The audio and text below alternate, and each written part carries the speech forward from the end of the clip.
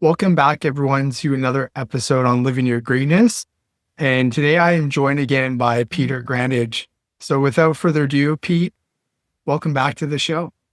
Good to see you again. Good to see you too, Peter. Peter, before we get started here, I did see you, it would have been earlier at the start of this month. How have you been? Good. We had a good conference. Michael Gentili came down and helped with a charity conference. You and a friend came down. We had about 8 or 9 out of the 40 attendees come from Canada. So it was a enjoyable day and we learned a lot. And I think people picked up some good information. It isn't often people get to see Michael Gentili for 2 hours, so they picked his brain apart. Absolutely. No, it was a great conference. And most importantly, Peter, it was great to finally see you and meet you, especially because I know more than ever in the last 41 years, you've seen a lot in the financial markets, and I've never seen you this scared or worried before. So if you could just share what is making you so worried more than ever nowadays. Yes. So you're right. It'll be 42 years come April that I started in the financial service business. When I think about that, it's not a compliment. It's just a fact that almost 2/3 of financial advisors were either not born or in diapers. I started and I've seen a lot, and the markets are completely different. What existed back then doesn't exist anymore. I guess there's a few things. First, the most important that impacts the market is concerns economically. We have a clearly two-tier society right now in the US, a small group, about 10%, which happens to be the 10% wealthiest Americans own 86% of all the assets. The next 40% of Americans own the remaining 14. And of course, half of Americans don't have any. We have what's commonly known now as a K economy, where the very upper echelon is doing quite well, but the rest is struggling, if not losing ground. But that's the first one. Then the same county, and that is the political environment. I wasn't here for the Civil War. Some people like to make a joke that I might have been because I've been at this so long. But I think other than our Civil War, this country's not been more divided. We don't seem to have common ground or middle ground anymore. Certainly, that used to exist several decades ago when I started, and that has issues. And then, of course, there's the numerous social issues that exist, partly from the political division and then separate from that. And the combination of all that, a market that's extremely well priced. I don't even think the most ardent bull argues that the stock market is undervalued. They just give reasons and causes why it continue going higher. And then, of course, when you look around the world, I find attractiveness in other parts of the world that I don't find here, mostly in Asia. And there are a whole bunch of other reasons, but nothing have I seen where the enthusiasm or what's commonly known as a bubble-like atmosphere has never been remotely close to this in the previous three so-called crises we have. This is beyond anything like we've seen in these 40-something years. And there's not a safety net on this under this bend. I like to say that, yeah, we could fall 10 or 15%, but I think we'll still be okay. No, I think if we start to decline at all in earnest, we're going to see it was a house of cards, and that weight of that decline will just force the decline even further down. So then what's left of my livelihood, and I know I'm going on here, but I'm trying to answer your question. What's left of my livelihood is part of a planning group here in the US just for US citizens. 8 or 9 out of 10 people do not want to hear this. In fact, if they do hear it and then go kind of jokingly down the block to someone else, they stay down at the end of the block. They don't come back here and say, yeah, I like your medicine better than their medicine.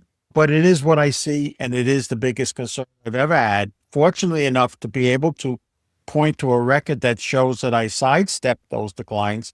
I was out of the market when those major declines occurred before. But this one is so much more scary, so much more potentially damaging, and quite frankly, large scale of people who could ill afford it are right in the middle of it. And let me just give you that last part, which is key. Seniors 70 years or older in America have double the amount of stocks they had than they did 20 years ago. And if I'm right that there's at least a substantial downturn, not a crash, but a downturn, that's the group that can least afford it because they don't have years left where they can make up for those losses. So I can go on and we could talk till it's dark at night, and I still wouldn't give you all my responses, but I think that's enough to get us started. I appreciate you giving a little intro there, Peter. And something that I want to add even to the last part is I read actually a stat that 50% of Americans make less than $10,000 of savings, which is insanity. Like so many people are in debt. Something though that I want to stay put on is I know you have written about 12 factors that are super scary right now. If you could just walk us through the other things that you see, because there's a lot of truths from there that I don't think a lot of people are seeing. Yeah. And you're so right about that, Ernie. When I gave you that statistic before about where wealth is in America, that bottom 50%, half of them right now, or 25% of all workers, are using some sort of debit process just to get through daily life, paying for food, gas, rent, etc. It's really unsustainable to have that many people literally debiting themselves to the point where even soon they won't even be able to make the minimum payments on cards at all. And that's another economic concern. So let's start with some of the big ones. The biggest one for economically has been around for God knows how long. You've had all sorts of guests talk about it. It's nothing new that your listeners are going to hear, but it's the big elephant in the room, and that is the debt. We're at 38 trillion. And Ben, why I laugh a little, I hope you don't mind me laughing a little. I didn't know what a trillion was when we started in the business. We weren't educated how to compute what a trillion was because there was nothing that was a trillion. It was not a number that was part of our daily lives 40 something years ago. And now we have 38 trillion in debt. And what people got to understand about this now, we're not only at levels now that are getting to where trouble can occur, we're increasing our amount of how fast we're increasing our debt when we should be doing the opposite. The fastest growth ever from an additional $1 trillion onto our debt has just occurred.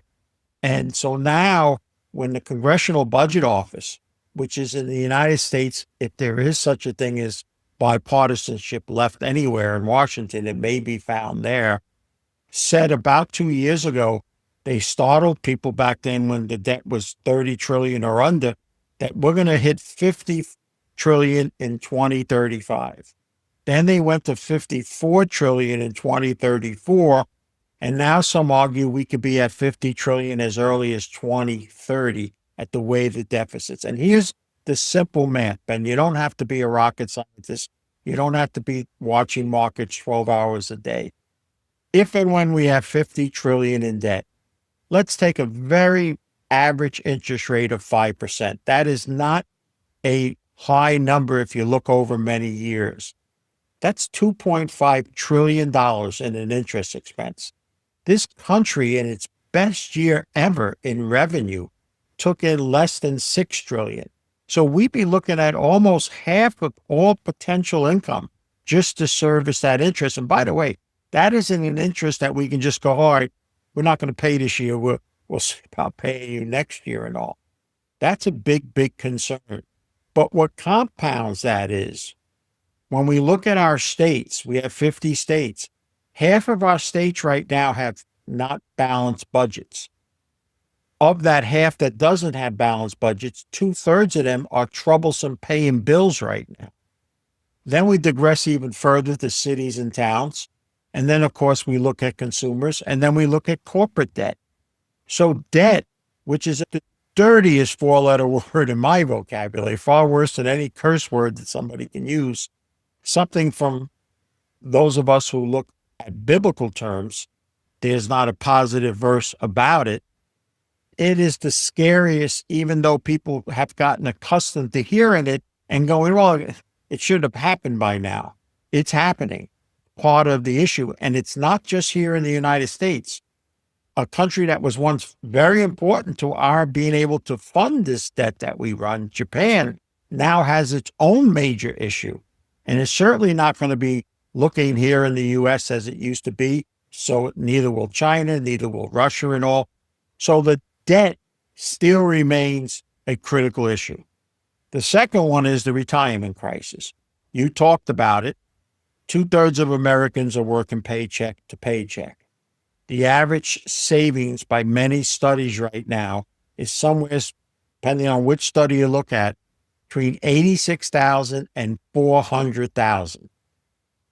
The low ball number, which is too low, but the low ball number that's out there, which you're told that you're going to need to live off her, is 1,260,000.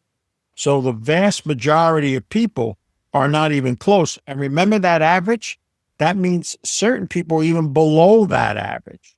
So the retirement crisis is a huge crisis coming to bear at a time when what 40, 50, 60 million seniors actively depend on Social Security, at a point now where many people believe it has less than 8 years of viability before there have to be drastic cuts. So a retirement issue is very critical. But we have another issue here that doesn't get a lot of talk. But if you're living in America, you're seeing it daily. And that is an infrastructure crisis.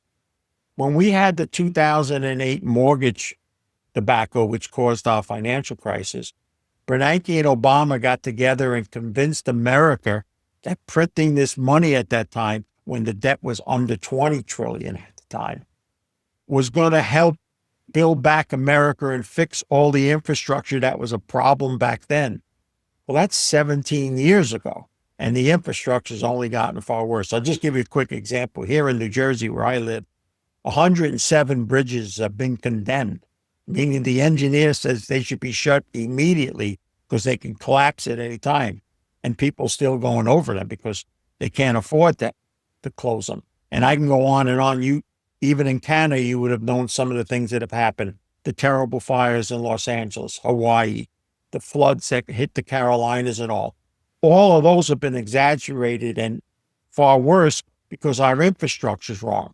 But where the infrastructure really hits home, where the stock market has gone crazy on this AI and all this data centers, our electrical grid system is so old that I like to joke that I think Thomas Edison installed some of it.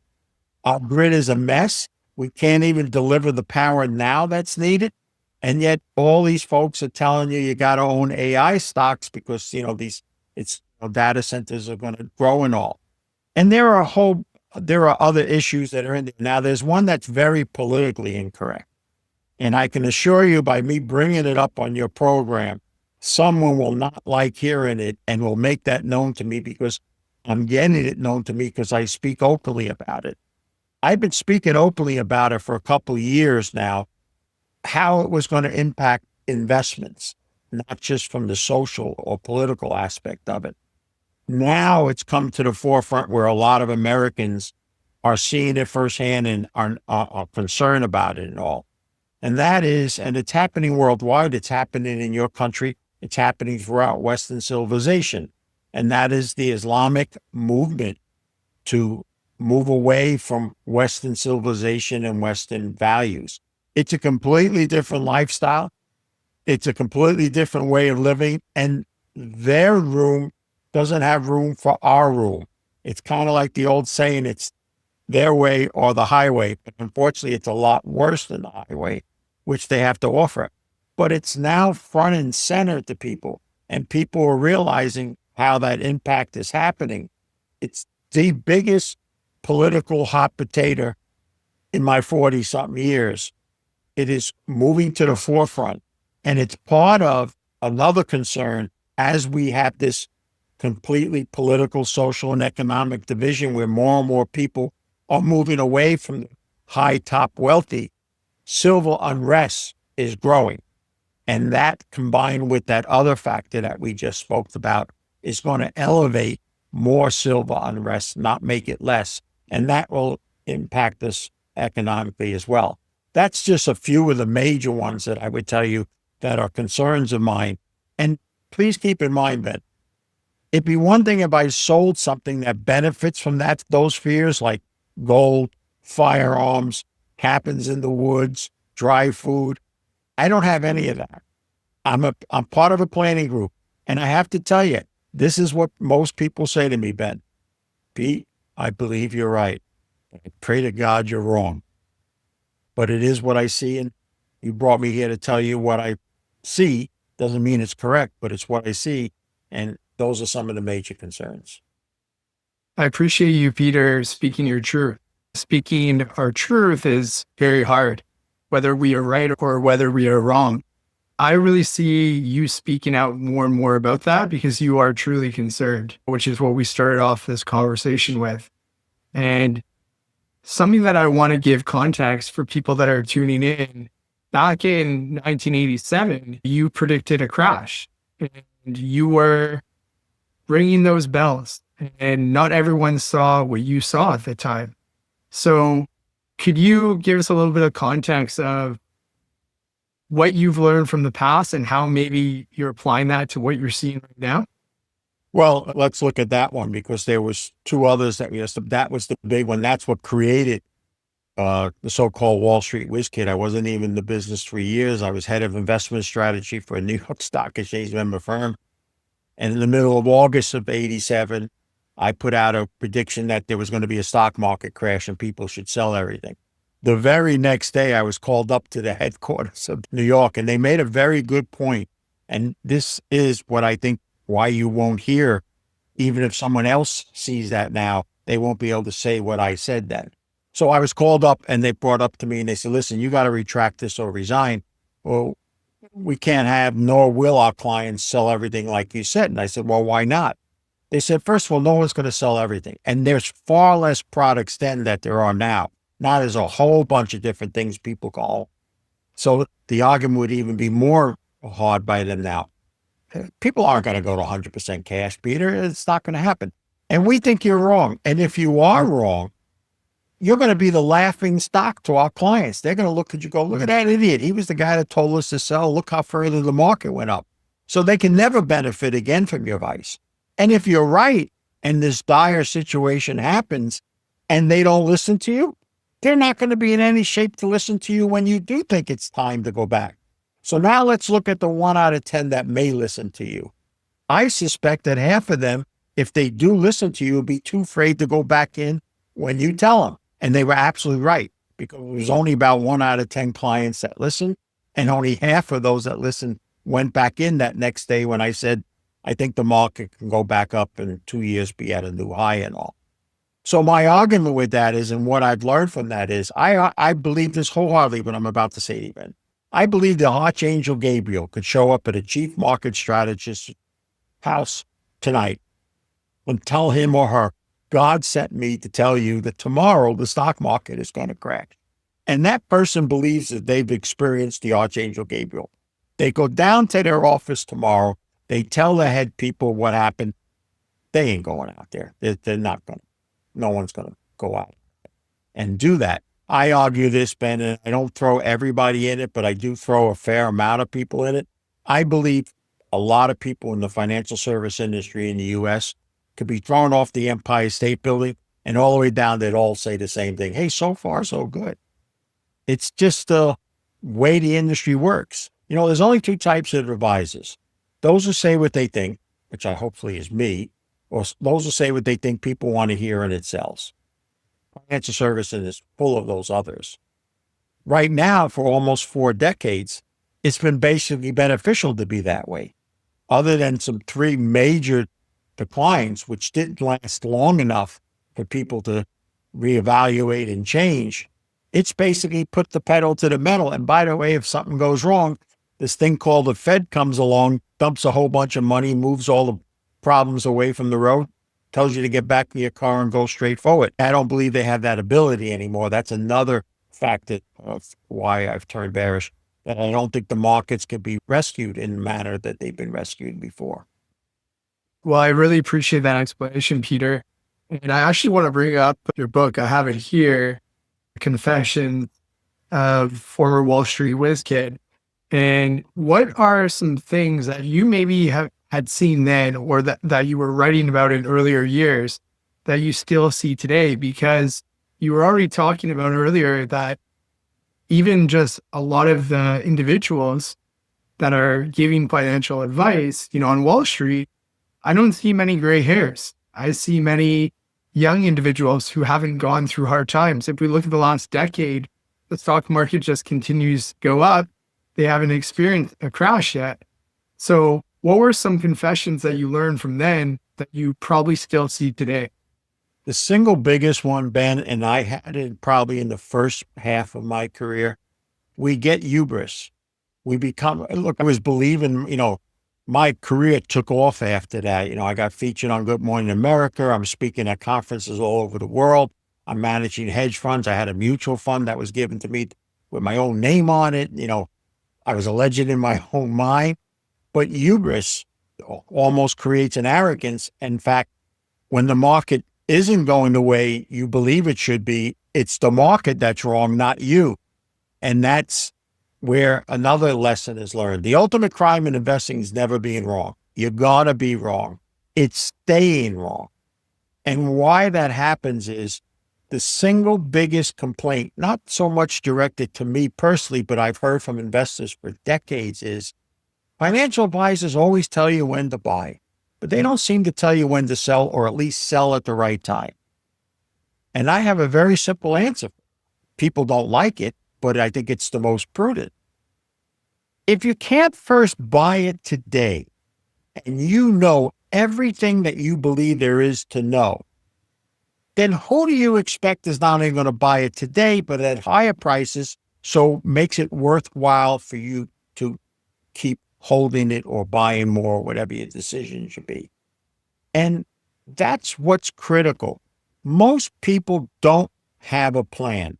If I may just side check for a minute, Ben, this is an important thing when you ask some of the things you learn. During this part of this career, the last 20 years, or I should say from about 2000 through 2020, I also worked with professional athletes and I worked with professional teams, including the New York Giants. Not the team you just saw last night on TV, that was horrible, but a team that actually won 2 Super Bowls during those 13 years. And the only reason I bring that up is I learned something very prudent there that helped me improve my career. All those coaches, it may not look at it when they get killed in the game, but all of them basically spend right after that Sunday game is over, the next 5 to 6 days planning, talking, discussing, evaluating, and then putting that plan on a game plan, literally in writing. What I find is investors don't do the same thing. Investors are working from the seat of their pants, and they're allowing emotional day-to-day decision-making to affect how they're going to move one way or another. And anybody that's lived any length of time knows emotions are not usually the best when they're high, not the best time to make decisions. And yet that's when people find themselves. So right now, I still see, despite all the sophistication, and Ben, there's so much more sophisticated tools available now for investors than when I started in the business. In fact, we would go out with a pad and a pen when we sat with people. But yet most people don't have a written plan. They don't have a strategy, and or they don't have a plan B. I'll give you an example. You go to conferences, you'll see it all the time. I saw it when I was a speaker. Somebody goes in. First of all, most people don't go to conferences to learn, Ben. They go to get confirmation of what they already believe. So the guy or gal that they don't like speaking is the person that's speaking against what they're believing. Second thing is they go in, learn of something, and already spent the profit they envisioned it's going to making before they've even bought that product or stock or whatever it may be. And we have too much emotion in our decision-making without specific criterias. I believe you have that. That's why I have more respect for technical analyst people because they live or die based on charts. They're not making just an emotional decision. The other thing is, and this is perhaps one of the most important things I've learned, I lost millions not once, but twice, made it and lost it. And thankfully, God blessed the third time around. And the wife a few weeks ago said, "You're not doing that again." But bottom line is, hope is a wonderful strategy when it comes to faith and living, but it's the absolute worst investment strategy. And I find a lot of people right now just are hoping. I hope it's going to do this. I hope to get my money back. I hope they do that and all. But it's a terrible investment strategy. There has to be plans and there has to be abilities to change with the times. Please let me say this to you. When I started in the business, almost 90% of the trading on the only two exchanges that existed then, the New York Stock Exchange and the American Stock Exchange, and then the NASDAQ, 90% was individual investors. Less 10% was only institutional, and there was no computer trading or any type. Now over half the money that's in the stock market is in passive investments, being managed, but being managed only to track an index or an indice, not for the individual to decide to sell this one, hold on to this one, buy more of this one, etc. Of the remaining half, and it's a little less than half now, 2/3 of that is being driven by computer programs, algorithms, simple ones that may be just because there's certain words in news stories, the computer is triggered to buy or sell, to very sophisticated programs where options, futures, stocks, all things simultaneously being done. The smallest part of what makes up the stock market now is what used to be the biggest part. Retail people buying and selling part ownerships of businesses.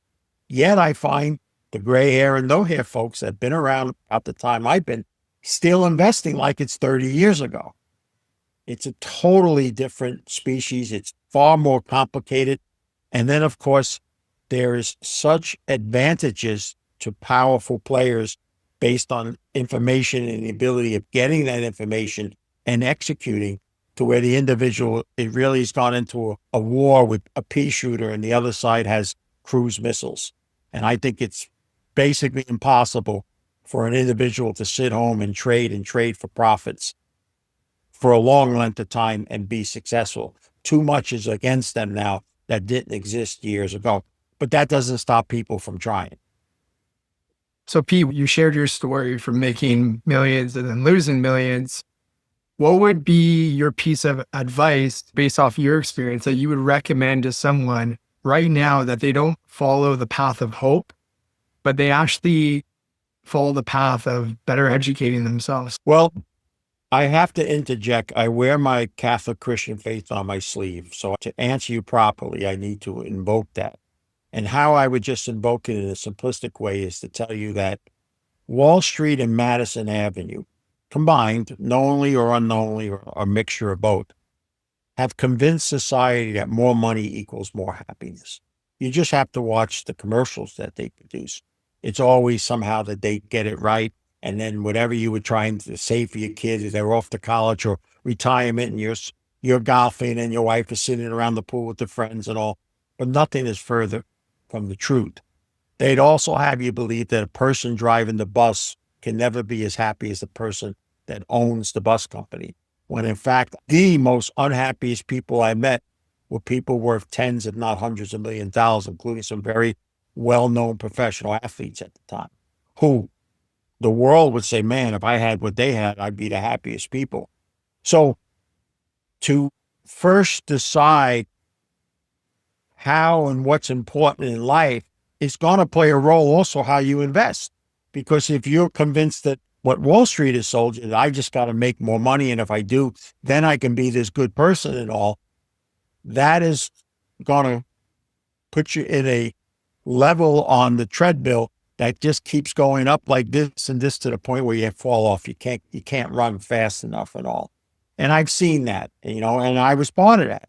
It was at a time when, I simply said, if I can get to a certain level, life would be able to do things. And I got to those levels, and then I just picked the higher level. I think that's one of the critical structures that you need to understand There was an old movie, What's It All About, Alfie? But no matter what age you are, what's it all about? What am I getting up for in the morning? What am I hoping to do and achieve? And is it required to do that I also need to understand about the biggest things in life? Listen, God never had anything against money. He, what it says, it doesn't, people say, oh, I read that. Money is the root of all evil. No, what it actually says is the love of money is the root of all evil. So I think how you handle money and what you think it's here for and what you do with it, no matter how much or how little you have, is one of the first things you need to come to peace with, because you're always then going to be never satisfied. And that's where I think what we have now is we have a society of people that are just living beyond their means and have bought into. Let me just say this, Ben. The poster child for what's wrong, and probably in Canada too. I haven't been to Canada in a while, but I'm going to assume, like us, it doesn't take long to drive down a major road in Canada to see a public storage facility. Now, the public storage people have done nothing wrong. This is not anything they've done, but they are the poster child for what's wrong, because past generations who lived in much smaller dwellings to begin with and had far fewer things, according to all medical studies, were actually in better mental and somewhat financial well-being than people now. Yet we have all these public storage facilities because we have too much stuff. George Carlin, who was not a religious man at all, but that has one of the greatest skits that I've used in business to show people, is a skit called Too Much Stuff. And if you look around that's what we have. We have too much stuff. And we've been convinced that this stuff somehow brings this happiness, or what we think everybody should have. And the internet and all the things now, and all these people, how you see and how they're living their lives, and you think they're all happy. I can just tell you this from firsthand experience. I cannot use his name, but I was blessed for a short period of time to be working with one of the more famous professional athletes at the time. And he became very, very big in the social media world and all, into Hollywood, and he's on TV shows, and he's a household name now. And to this day, I know he was then, and from what I can see and what I still hear, he's still a very unhappy person, yet he's made hundreds of millions of dollars. So I think those are some of the lessons that I can tell your listeners. Money is not the root of all evil, it's the love of it. And so don't feel so bad or think that I have to take risk. And that's another thing. Men, although women are catching up, but men in particular, they take far more risks than necessary than women. Women tend to be, it's funny when I tell you this, sometimes we meet the male of the family first, comes in for financial planning. He tells us his whole story. And then we sit with the wife. And when the wife is sitting, we hear a completely different story. And you think, is that the same guy that came in our first time and all? Men try to feel that there's this thing that they have to be macho or kind of stuff and everything and all. But real peace will never be on how much dollars you have. In fact, I would say some of the happiest people I've ever met were people with very little means at all, but came to peace in terms with that. And also, quite frankly, they believe there's more than just this. I would argue that if this is all you think it is, then I can understand people getting into a race, trying to get as much as they can to live this rather short period of years relative to what some of us think still stand before us. But chasing money tends to be one of the biggest problems. You know that it's the single biggest issue when it comes to divorce. It's interesting, if I may just add this, in biblical terms, the Bible has more about matters of money and finance than it does what you think would be the ultimate two subjects, heaven or hell. And so whoever created that book, whether you believe it was a God or just some people that got together, they got it pretty right, because it is so important. And I think, that's some of the things that I've learned in the last half of my career, and where I feel compelled now at this latter stage of my life, that needs to be shared. And I'm blessed that someone like you gives me that opportunity. And I'm thankful. I know you are, Peter. And I actually want to stay on the topic of Christianity. I would like to go a little bit deeper because I know the Bible talks about money a lot. And I know you've already unpacked some things. I also feel that there are other truths that the Bible shares as lessons. And so I'm curious to hear more about what are some other truths that you've learned from the Bible that you think more people need to see? Well, one I just wrote about again because it's a whole chapter in my book, and that is what's kind of known as Christian prosperity beliefs. There is a core within mostly the Protestant community, not so much in the Catholic community, where a certain element within that group believes God has come to make you all rich. And how you can get that way is by helping me first, and then it'll come to you. But it's called Christian prosperity, or that God wants us all to be very, very rich.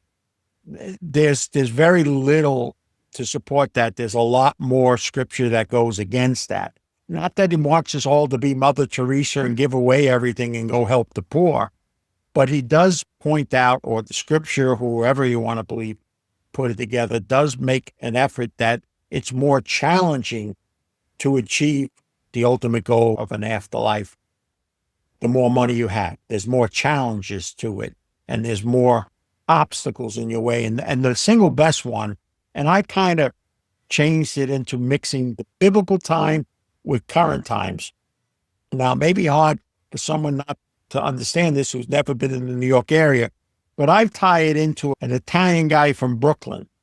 We know the rich man story, and the rich man story is obviously this person comes to see Jesus, and I talk about he comes up in a chauffeur-driven chariot and says, "Hey, where's this Jesus guy? I want to see if I can get in." And it's told in scripture that Jesus says, "Do you follow the commandments at all?" And he says, "Yeah, I do that. Where do I sign?" And then I kind of changed it a little. She said, "Listen, before you sign, I want you to do one thing." Guys, what's that? I want you to go home and have a garage sale. I want you to sell everything, and whatever you don't sell, put it on eBay, but take all the money, give it to the poor, and come follow me. And all of a sudden the guy goes, "Oh, I didn't realize what time it was." Listen, my people will get in touch with you people, and it leaves. And in scripture, it says he leaves sad. It's not that God wants us to give away everything, but he wants us a heart to be built that way. That's why another part in scripture, there's a scripture about where this woman gives just the 2 coins that she has. And Jesus looks at the Pharisees who are just giving from excess. And again, he doesn't want us to give everything, but he wants us to have that heart. And then my favorite scripture in Matthew 25, where it basically talks about when you've helped the poor, when you fed the homeless, when you help the people that are sick, you visited people in prison, all these things you were helping me, meaning him, Jesus. And therefore, by doing that, you've helped me. I will give you eternal life. And if you don't, then you go to a place that none of us really want to go to. And so these are just some of the things that I think are useful. I will say this, the misconception by people who've either not read it or read it so long ago that they forgot it, that it's a book of don'ts, when it's actually a to-do book. It has more about doing and what can benefit from doing than don't do this or lightning's going to strike, or any of that kind of stuff at all. But it takes some time, and, this is a society where time seems not enough at all because we're doing so many things when previous generations took the time to do that. I personally believe this. I need to say this, but I hope you don't mind. I believe that show me the issues now that we think are critically bad as a society that weren't 40 or 50 years ago, and I'll find that we took God out of the equation at that, whether it was in schools, whether it was in business, whether it was in government actions and all. Moral compasses don't have to be tied to just any one religion. Most religions have a similar moral compass. And that has been lost. Morality and doing things that are right and so forth have, in a sense, ironically, where did we see it? Was in wrestling. When I was a kid, there was a good guy and a bad guy. You never rooted for the bad guy. And I use this, people think it's a crazy example. Now the bad guy is rooted for. And that's kind of happened here at least here in the States, that the moral things that we were concerned about. Listen, as a kid, whether they were right, wrong, or indifferent, we would never think of challenging anybody in law enforcement. In fact, we crossed the street if we saw a police officer, even though we didn't do anything wrong, because there were certain respects and things that you gave to authority that have been lost in all of this. And that's why I think the issues now are only going to get worse. And people are the other big change, Ben, from when I was so-called your age to now is what used to be a privilege, people now believe it's their right. And once people believe they have a right to something, it's hard to take it away, even though it really wasn't a right to begin with. And we become a society built on assistance and government support and all this, to the point where now people realize recently that so many people were getting so much that we can't continue that way. But how do you tell those people that now they can't have that? That's the big challenge too as well. And again, I can go on, and all these things add up to a point where, and I look out to next year, Ben, and all, and I say, this can't keep continuing this way.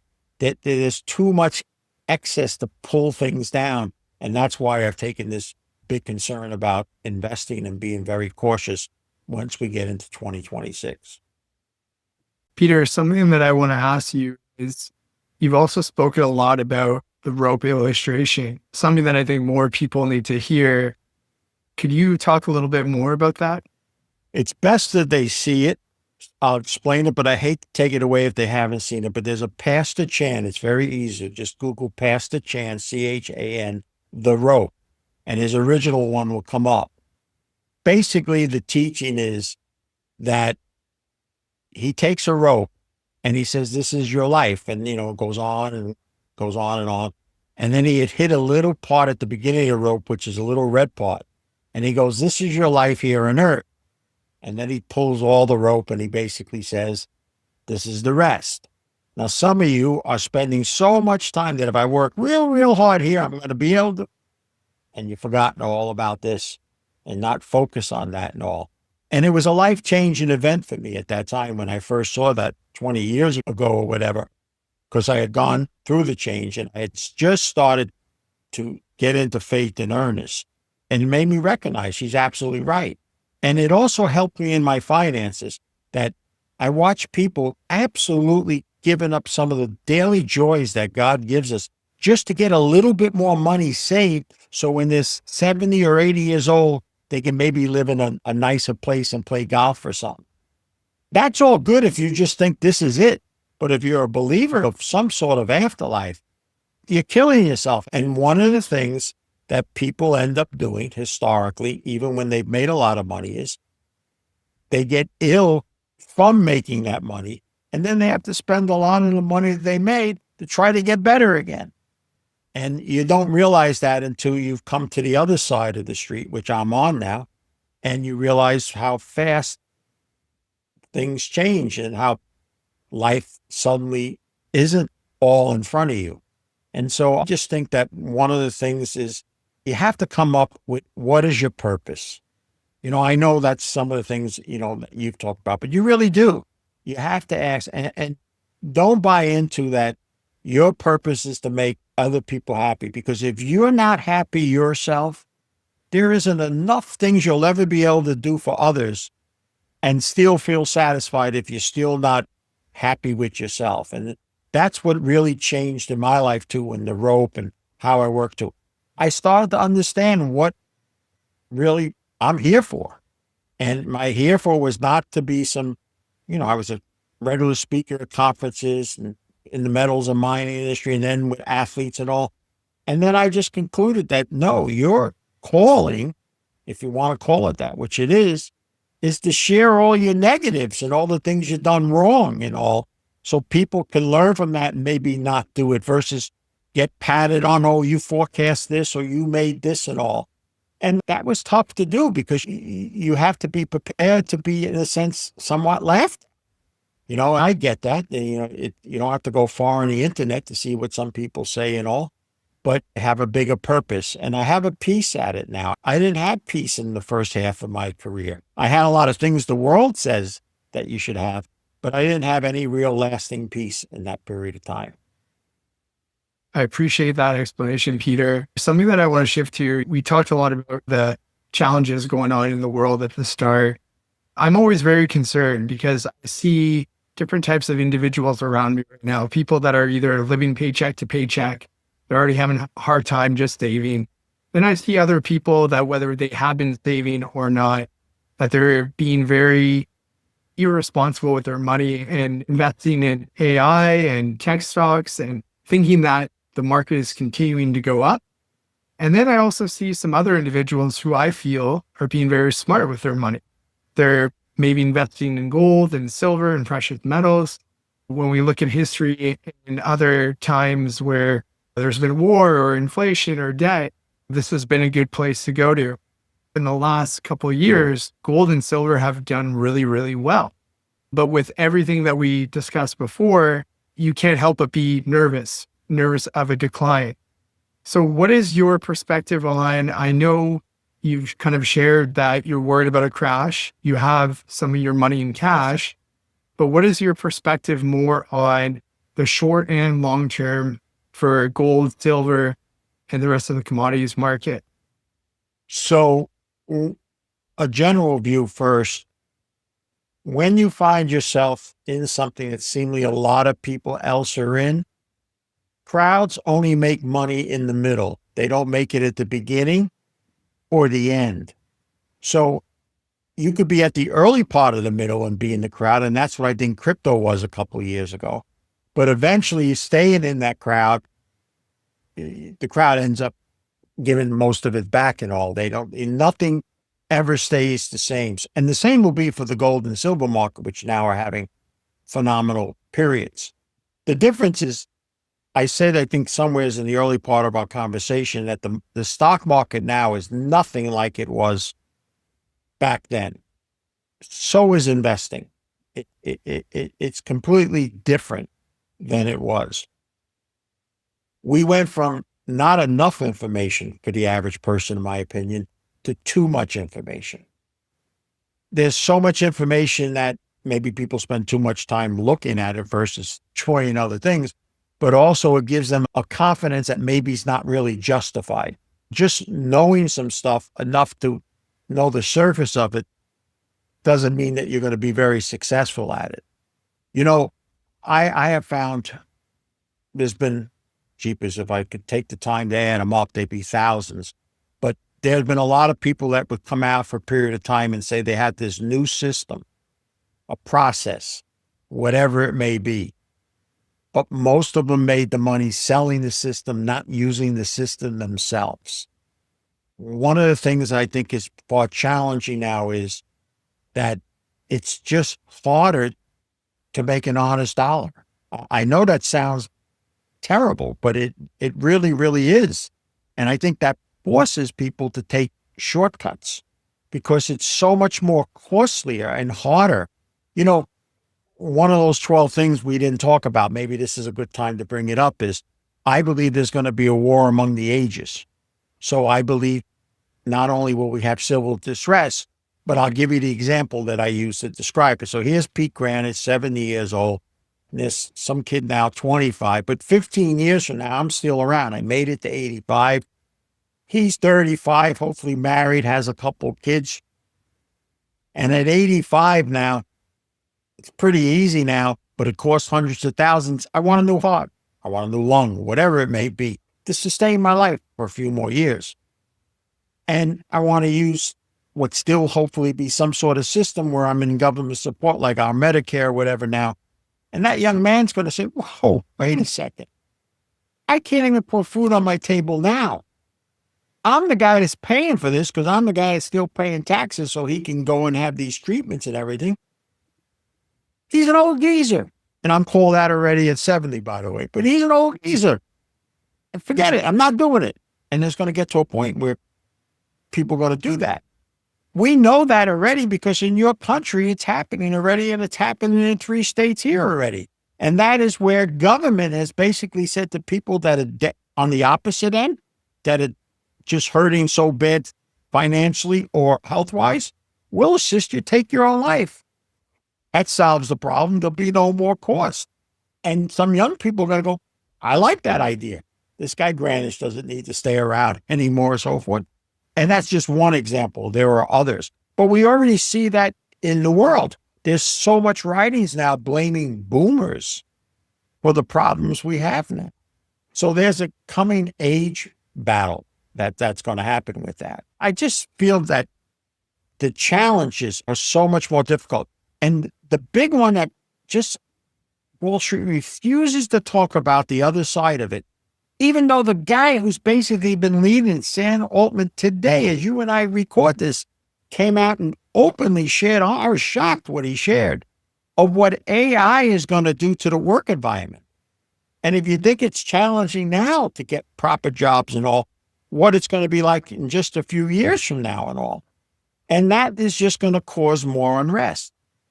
You cannot eliminate 10 or 20% of the workforce and say, well, we can live with 10 or 20% unemployment.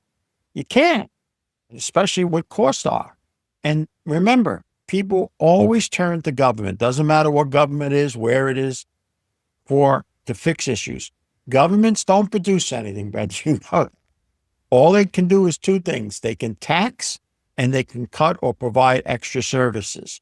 And so one of the concerns that I have for our clientele is for those that have some wealth, you better learn to protect it even more than ever before. Because as these years go by, those who still have wealth, the government are going to look to you to capture some of that. You know, this capital gains proposal before there's actually capital gains to tax somebody is asinine. Think about it. You buy a stock at $1. It's now $2. It's December 31st. They're going to tax you on the gain that hasn't been realized yet, what they call unrealized capital gains, that you're going to have to pay the tax on that dollar gain. And you go and pay it. And the problem is in January, they didn't find the mine, the gold. They didn't find the product. Stock goes back to $1. You paid a tax on something that doesn't even exist anymore. But why are they coming up with that? Because they have to find ways to raise more revenues because we keep spending more than we take in. The challenge for someone now versus beforehand, that's the other issue that we see now here. You know, the biggest fear for a 65-year-old person or older in America now is no longer passing away, Ben. Polls show it. The biggest fear is running out of money before they pass. Age 65 couple right now, the experts tell us there's a 25% chance one of them is going to live to 100. That's 35 more years. Half of the entire life that they lived, so-called retired. How do you produce assets and enough to support 35 years where all costs go up? You know, we can talk all day about inflation, but inflation always exists. There's never anything 10 or 20 years. Once in a while, technology, maybe when TVs first came out, they came down because they were able to mass produce, but basically everything goes up. How do you start planning for people that may be living for 30 or 35 more years now? Again, all the more reasons why, you know, that I have such great concerns. Not that we should lose sleep or just hide under our bed, but I think most people are not taking these things even into consideration at this point.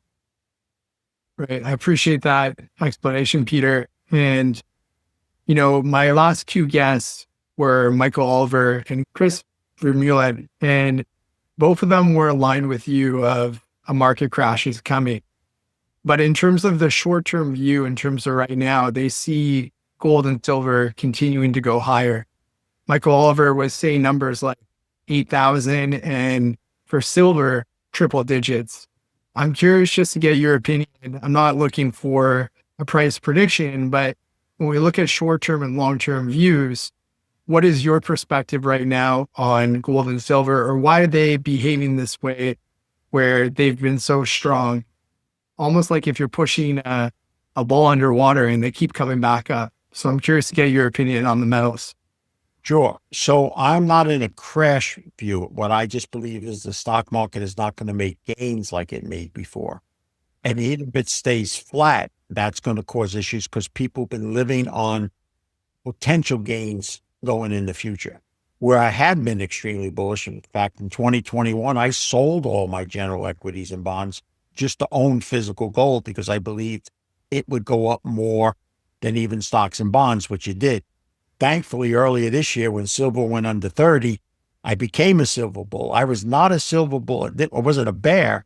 I always chose gold over silver until that time. And then I felt silver would outperform, which it has. There's a structural change that's happening in the world. And that's what I started with back in 2021. Every history shows no one country stays forever the champion of the world. And such is the case for the United States. And so when I saw the BRICS formations happening in 2021, and then I saw that the central banks started to become such acquirers of gold, I concluded that they're doing that because they realize that when this implosion of this debt that's worldwide a problem, it's not just limited to the United States, that another fiat currency is not going to be the answer. And for them to be successful in trade and all, they were going to use gold in some format as a way to balance trade among themselves and all, which meant the United States was going to be outside looking in, that they were not going to use the dollar, nor were they going to be concerned whether or not the United States participates with them or not.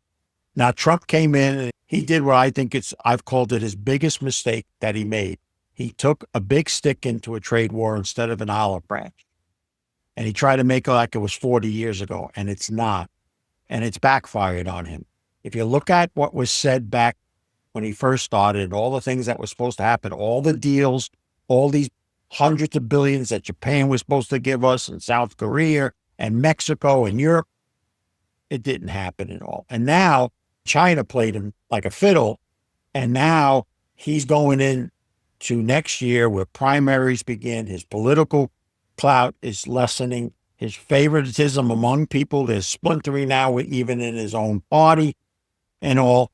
And gold and silver, where this power is moving to, became far more important than stocks or bonds or crypto or anything of that nature.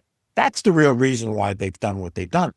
It's been outright tremendous physical buying that finally, and I made fun of it today, but finally, after decades of paper manipulation out of London and New York, ways of suppressing the metals. People, how could you say gold suppressed? It's gone from, it would have been even a lot higher, except these people were able to control it. They lost the physical market. And when they lost the physical market to Asia, they lost the ability to control and influence and suppress the metal prices. So what you're seeing now is kind of a good description. You push the ball way down, and as hard as they tried, and you do that, it eventually you lose the grip and it pops up in the pool. That's what's happening now. So you could pick numbers. You could pick numbers where they can go. Let me just tell you this about what numbers you may pick and what that could mean. Pick a very high number and pick it in a relatively short time. Things got even worse than even I envisioned. So if you want to say, hey, Pete, can gold be 10,000 and silver 100 in a year from now? Yeah, it's possible. But in order to get there, things got even worse than even I envisioned right now. Do you want that? Well, you don't really have any control over it, but be prepared that with that price is also going to come other things that are going to be more troublesome that you still have to live with and deal with and all. But the fact remains that that market has changed dramatically because of the physical acquiring. Remember, this is such amount of acquiring. These aren't people acquiring to then to flip it to somebody else so they profit. They're acquiring it to use it for a purpose to help whatever they plan on doing. And part of that is clearly going to be, at the bare minimum, some sort of exchange mechanism that when they do trade, part of it will include gold. I don't think it's being made so they're just going to announce a new currency to replace the dollar. They still want to use the United States. They still want to be able to hook. China still wants to sell stuff here. That's why when people say China wants to blow up America, no, they don't. There's another group that wants to blow up America, but the Chinese don't want to blow up America.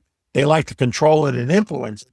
And one of the things that they're doing, which we should have done, and the president has claimed that we need to do it, but it's going to take years because it took China years, is China's become self-sufficient.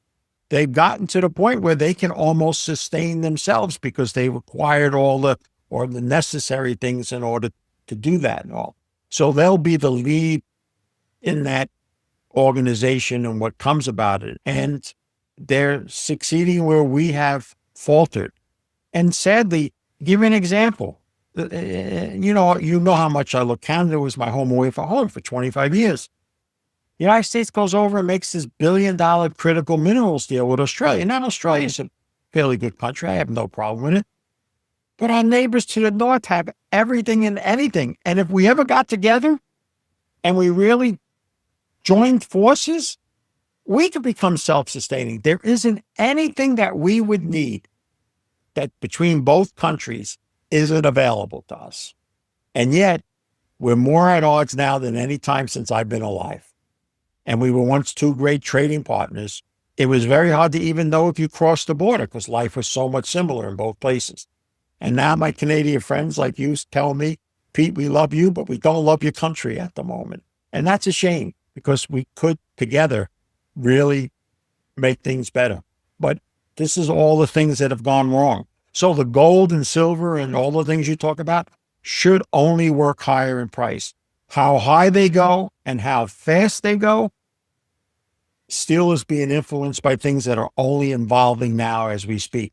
One thing I know for certain is this, and that's why I still will not own financial assets. They're going to outperform stocks and bonds. It doesn't mean they're going to double or triple again. They may even just go up 10%, but there's vulnerability, general stocks that go down 20, 30, 40, or even 50%. And that would radically impact so many people in a negative way. There's so much overexposure. Here, look at gold. Since the year 2000, it's outperformed financial assets. Yet if you ask all these financial advisors that have only been in the business since 2000, what's been better to own, stocks or gold? They'd all go stocks. You're wrong. No, in gold. And so it's still quite under-owned as an investment. But, and maybe I'll close with this, Ben, this was probably the best bullish news for gold ownership and silver ownership. 2 to 3 major financial institutions in America have flipped the 60-40 suggested portfolio to 60-20-20. They're now suggesting that 60% stocks, only 20% bonds, and 20% gold. I never thought I'd live the day to hear. I used to always say that the financial service industry treats it like kryptonite. They're not going to touch it because the gold flies in the face. But now they've recognized it, and it's a replacement. It's becoming a portfolio.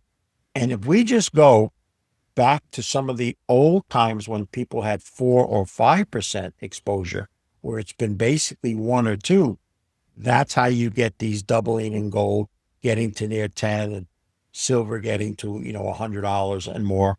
And that's still very, very doable. I appreciate that answer, Pete. Something that I want to ask you is I feel that we're in a spiritual awakening and not only a financial awakening. I feel that because of people like yourself or Michael Gentile, people that have really strong core values that are speaking their truth, it's not easy to hear a lot of the truth that we're hearing or what we're seeing. I do believe in the good in humanity. I do believe that the more people we have speaking their truths, the more that we could get not just a financial awakening, but even a spiritual awakening. What are your thoughts on the spiritual awakening right now? Well, we're in a part of my reasoning, and this again loses people, doesn't gain net to me. We're in the most aggressive spiritual warfare since the beginning of mankind. There's no question about it. There is a lot of evidence to that. What I tell people, and it's hard for people that are even of faith that our human nature has failed and we can never defeat the negativity or the evil on its own. If we don't invoke God, our Blessed Mother, saints, it's a lost cause. We cannot defeat this evil on its own. And I think it's good. You are bringing an exception to the rule. Michael Gentile is an exception to the rule, if I may say, Ben. You don't meet many people of his wealth who still put faith and family ahead of their wealth. By the time you reach that level, it's at least equal or surpassing family and faith because the wealth becomes so dominated in your life. It's very hard to still be very active in your faith. But an example is if him and my great client of mine and great friend for years formed this Catholic foundation to take large sums of money that otherwise could have been used for investing and try to get a spiritual awakening within the Catholic faith. There is sectors and areas where people, but it's very challenging now, especially since there's something that people say is a religion, but it's really not, because it's being followed by people who believe they have a God that wants them to kill others if they don't conform to what we have. What you find in most other religions is a God that they believe is asking to show mercy and love to others. So that's probably the biggest part of the spiritual battle now. And it's going to become far more challenging to deal with it in the days and weeks ahead, because we've already seen what it's done 10 or 15 years ago in areas of the world that were so-called religious. The United Kingdom, France, Ireland. And so I pray that you're right, and I do, but I believe the spiritual battle's tougher now than at any other time in mankind's history. Well, hopefully, Peter, if we keep speaking our truth, hopefully there's a ripple effect that will keep being passed forward. And you're called to do that, Ben. That's why you have to do it no matter how hard and challenging it is. And if you saw some of the hate mail that I've gotten, you'd wonder why you'd want to continue to do it. But I know you're only getting the hate mail because you must be partly successful in what you're doing. Because if you're not, the devil doesn't bother people that isn't messing up his plan. He bothers people that are messing up his plan. And so you'll be challenged as well because of what you're trying to do and all. But just keep that in mind, that it comes with the territory. I'm totally aware of my actions, and I actually believe more in love over fear. I believe if more people in the world chose love over fear, there would be more good. But Peter, I just want to take the last little bit of time to ask you one final question. If this was the last podcast interview that you were doing today, I know there's so many things when I go on your website, the 10 Grandich commandments, the 7 deadly sins. There are so many things that we could explore, but what would be a couple of things that you want to leave with the viewers today? So whether or not, well, there's only 3 possibilities regarding my belief. Either my belief is true, my belief is total crap, or it's something we don't know. Those are the only 3 possibilities. And I always examine all 3. Well, if it is what we say it is, and you end up on the wrong side, it's the worst possible outcome anybody could have. If we just go poof and everything that was made up and it's not real, it's not like in my last breath, somebody's going to go, Schmuck, you could have done all those things wrong. Instead, you tried to be a good guy and look what it got you. You're just going puff. Or third, it's something we don't know. And something we don't know is quite the interesting one of all 3, because no matter what you want to say what mankind has done or done wrong, whatever created atoms, the universe, everything, is so beyond imagination that anything a human can do, but also was basically made of good. The earth was good. We might have ruined it by polluting it and all, but it had all the things necessary to sustain life and everything and all. So whatever created that, if you want to look at it that way, has a good part of it. It's not a bad part of it. I think you have to just recognize, and again, go back to saying is, what is my purpose? What was I created? Was I created just to be this thing that floated around, just a little sand and make no motion, or was I created to do more?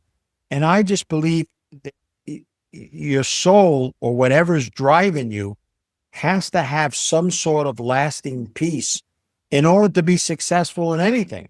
Success won't last. That's why I think when hindsight looks back, let me close with this. I don't think I've ever shared this story publicly, Ben.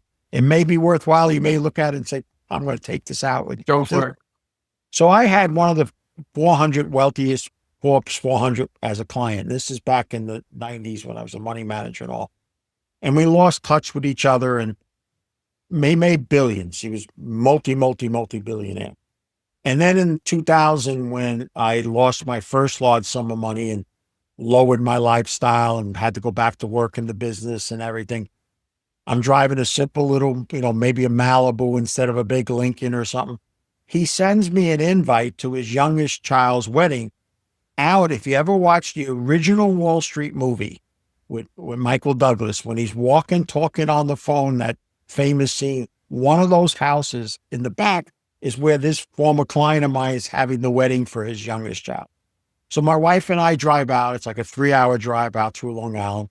And when we pull up, the help that's directing us pull down my window and go, okay, help parks over there. I go, no, I'm not with the help. I'm actually attending. He couldn't believe, because everybody's pulling up in Mercedes and chauffeur driven cars. This is a man of great wealth. And of course, most of the people that were invited there. And I'm sitting at this table and I'm not there 20 minutes. The wedding has already occurred. And I turned to Mary and I say, other than the help, we're the poorest people in this room.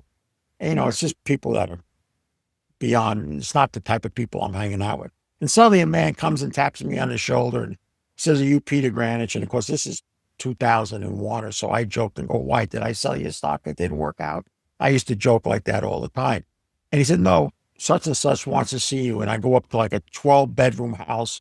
And I go in this room and there he is. And he just starts to bawl crying.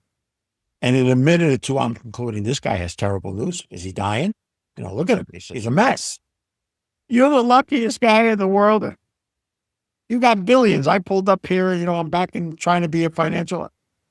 No, you don't understand, Peter. And I'm cutting to the chase. And he says, after 5 or 10 minutes going all over the place, my youngest daughter got married today. You should be happy. No, you don't understand, Pete. Now, this was a guy that ran all over the world. Unfortunately, had girlfriends or whatever, was living what the rich and famous would do. And he said, my youngest daughter got married today. I don't know her favorite color. I don't know her friend's name. I don't know anything about her. And she's gone. And at that moment, he says to me, what I give to be you and Tara, my daughter at that time was like 6 or 7 years old. And I joke, because you have to know Pete Grandich. Yeah, Mary's downstairs. I'll get Tara, ship her out here, sign me over everything. We got a deal. And of course, I was just entering at that point. My life was just changing. So I didn't give him a long story about faith and all this kind of stuff and all. But at that moment, that man truly considered that as a serious nature. Now, probably days or weeks later, and I learned because I knew someone that ended up taking over his business when I gave up being his advisor. And he told me, what happened in his latter years. He went back to his old self and all. But he concluded at that moment, all the money and all that stuff couldn't put the horse back in the barn, put the cork back in the bottle. It was too late. And so what I would tell you to anybody else is that what it is to be happy and content with whatever we may have versus trying to chase or have things that we all think. I give another example. Odell Beckham, and I got to say this because he just started with the Giants when I was in there, is online today saying he cannot handle true wealth with only the 100 million that he made. It's literally online today. I wanted to reach out. He won't remember where I was. I was my last year at the Giants and all. But I am going to use that as an example to people. Are you kidding me? Are you kidding me with 100 million? And that's a perfect example that no matter what the world would say that you have everything you need, he still thinks it's not enough. You know why? Because he's running around with people that have billions of dollars. And he thinks they're happier than he is. that's just where the world is, Ben. If anything else, forgetting everything else we said, is you need to find internal happiness first before you can have success in anything else. I really appreciate you, Peter, with those last final words. And thanks again for being here. Always a pleasure catching up with you. Thank you, Ben. God bless you. And I wish you truly well and continue this good work and these endeavors that you feel you're being led to do. Thank you so much, Pete.